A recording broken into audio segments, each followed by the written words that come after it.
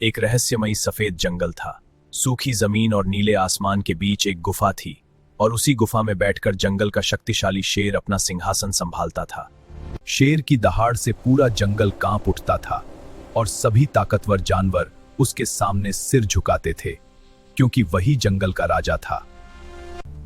लेकिन कुछ जानवरों के दिल में ईर्ष्या पैदा हो चुकी थी। हाँ, हमें शेर की हुकूमत अब पसंद नहीं है। बिल्कुल, अब बदलाव का समय आ गया है। तभी चालाक लोमड़ी के दिमाग में एक खतरनाक योजना आई, ऐसी योजना जिससे शेर का सिंहासन छिन सकता था। लोमड़ी ने एक मजबूत शेरनी को अपने जाल में फंसाया और उसे सिंहासन का लालच दिया।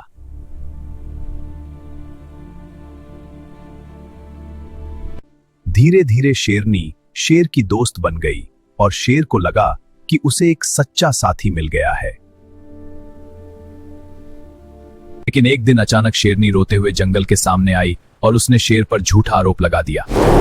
शेर, तुमने मुझे धोखा दिया, तुमने सब कुछ बर्बाद कर दिया। अब सारे जानवर शेर के खिलाफ हो चुके थे और उसका सिंहासन खतरे में पड़ चुका था। लेकिन शेर को अभी तक सच का पता नहीं था।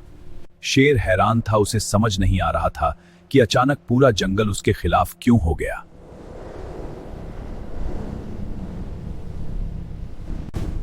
तुम अब इस जंगल के राजा नहीं हो। हाँ, तुम राजा नहीं हो।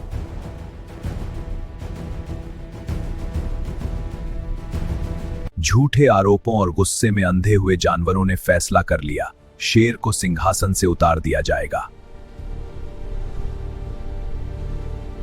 और फिर जंगल के इतिहास में पहली बार जंगल के राजा को उसकी ही गुफा से निकाल दिया गया।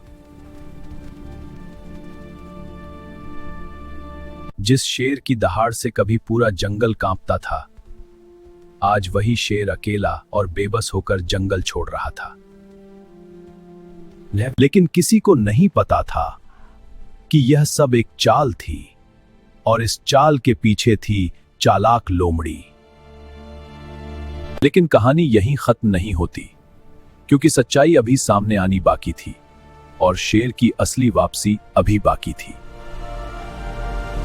गुफा से निकाले जाने के बाद शेर अकेला सफेद जंगल में भटक रहा था, लेकिन उसके मन में एक ही सवाल था, आखिर सब अचानक उसके खिलाफ क्यों हो गए। तभी शेर ने दो जानवरों की बातें सुनी जो धीरे धीरे उस दिन की घटना के बारे में बात कर रहे थे। उस दिन की घटना बहुत हैरान करने वाली थी। हाँ, मुझे भी अब भी याद है, लेकिन हमें सतर्क रहना होगा। बिल्कुल,